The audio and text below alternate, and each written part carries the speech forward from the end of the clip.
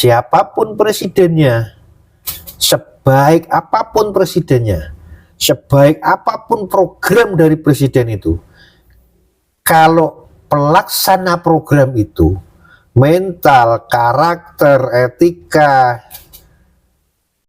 tidak dibina, tidak ditata terlebih dahulu, sama aja bohong. Korupsi tetap terjadi di mana-mana. Assalamualaikum warahmatullahi wabarakatuh. Selamat bertemu kembali dengan channel GoesWes. Bahwa beberapa hari yang lalu saya menemukan sebuah video yang mengungkap statementnya, mengkomentari atau mengulas statementnya Pak Prabowo, yaitu Pak Prabowo sempat mengatakan, katanya daripada uang rakyat dikorupsi oleh pejabat-pejabat, mending dipakai untuk makan gratis siswa-siswa, guru dan bumil serta yang lain, dan dibuat koperasi merah putih, ya, daripada dikorupsi oleh pejabat-pejabat. Mungkin itu suatu program yang bagus, mungkin ya. Tapi menurut saya kali ini siapapun presidennya, sebaik apapun program presiden, kalau tidak diikuti dengan perbaikan moral, etika, dan kebiasaan pelaksana program itu, sama aja bohong, sama aja bohong. Jadi mohon maaf Pak Prabowo, program koperasi merah putih yang sebetulnya sudah pernah saya komentari di video-video yang lama, awal-awal koperasi itu mulai booming,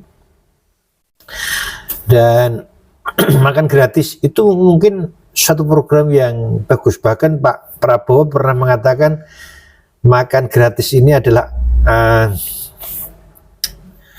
aset yang baik. Jadi nanti kedepannya akan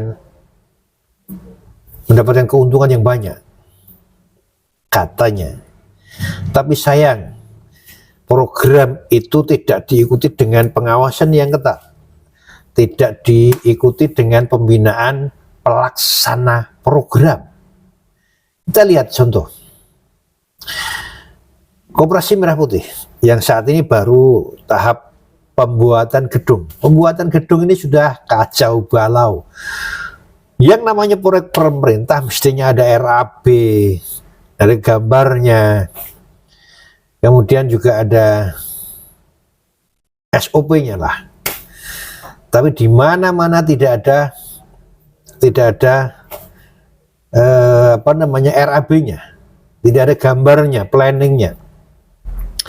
Bahkan Pak Prabowo pun sempat berbicara bahwa lahan pertanian tidak boleh dipakai untuk apapun, karena Pak Prabowo presiden kita ini berniat untuk swasembada pangan. Tapi nyatanya bangunan KDMP, Koperasi Merah Putih, itu banyak di lahan pertanian, banyak di sawah.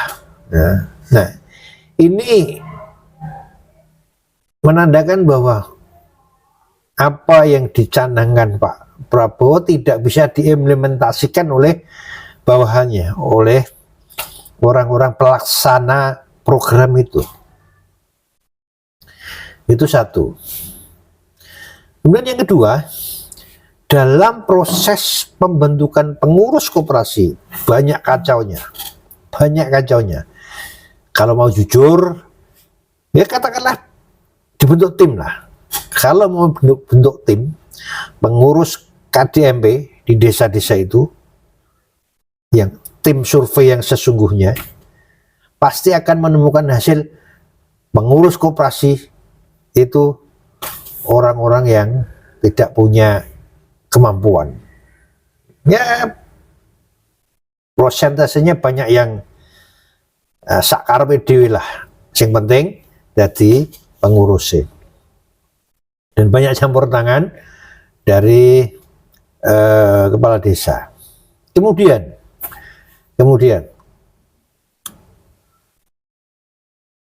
makan bergizi gratis, MBG. MBG juga banyak sekali yang sangat, kalau Pak Prabowo tahu, saya yakin Pak Prabowo akan kecewa berat. MBG ini ada SPPG namanya. SPPG melakukan survei, pengguna manfaatnya disurvei, berapa jumlahnya, ada di penyebarannya di mana saja. Kemudian setelah ada bangunan itu disurvei layak dan tidaknya dan sebagainya. Semua disurvei bagus. Awalnya bagus, saya acungi jempol. Awalnya bagus, tapi di tengah jalan, di saat SPPG sudah melakukan survei yang benar, sudah membuat laporan bahwa dapur A katakanlah, dapur A itu nggak layak. Kenapa dikatakan nggak layak? Ada kriterianya, kriteria A, B, C dan sebagainya. Menurut SPPG yang melakukan survei, dapur ini nggak layak, dapur A ini nggak layak. Tetapi karena yang punya dapur atau pihak ketiga itu punya channel di atas, ya, punya relasi di atas, akhirnya survei dari SPPG ini nggak kepake. Akhirnya ya mau tidak mau ya udah jalan. Padahal survei pertama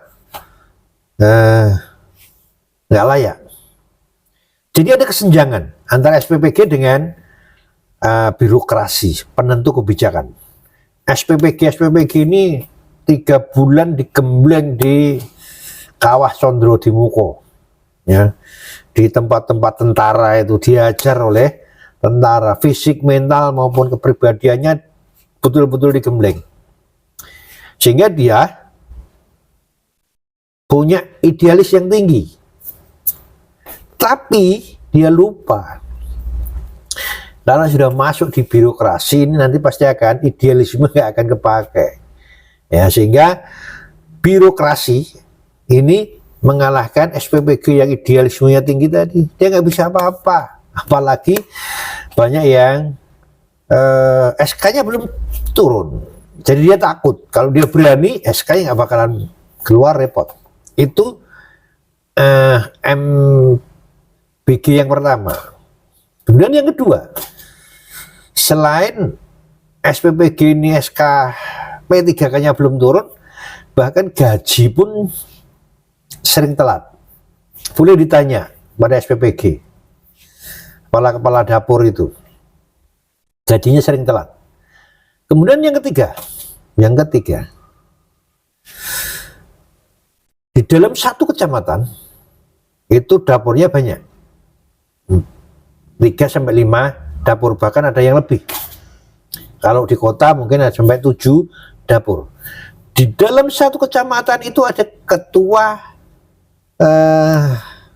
Kapokcam namanya, ketua kelompok kecamatan. Dia membawai dapur-dapur yang ada di kecamatan tersebut. Tapi anehnya, seorang Kapokcam kecamatan A, dia diberi dapur di kecamatan K yang jaraknya jauh.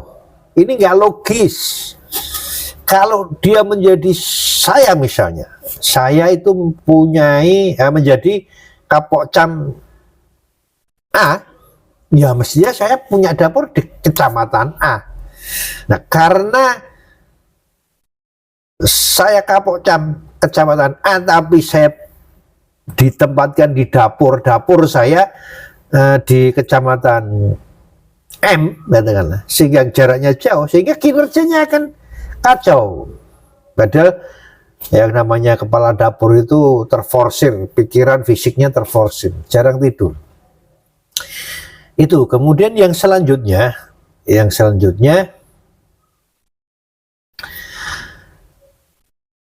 ini, di dalam penentuan titik, itu selalu bertambah. Kenapa? Ini catatan buat Pak Prabowo. Di dalam makan bergizi gratis MBG ini terlalu banyak ya orang yang bermain, Pak Prabowo.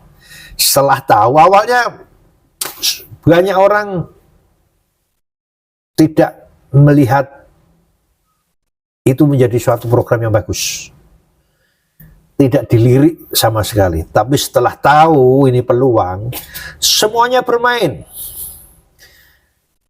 Silakan disurvei di setiap kabupaten kota yang namanya MBG. Ada dari pihak swasta yang punya jaringan penentu kebijakan, jaringan pusat lah. Swasta nggak punya jaringan pusat nggak bakalan bisa masuk. Kemudian TNI, Polri, Pemda, DPR pun ikut-ikutan ambil bagian membuat dapur, dan satu orang tidak hanya satu dapur. Nah, target yang mestinya 100 dalam satu kabupaten kota misalnya, itu menjadi 150 titik. Ya, ini akhirnya menjadi pemborosan negara.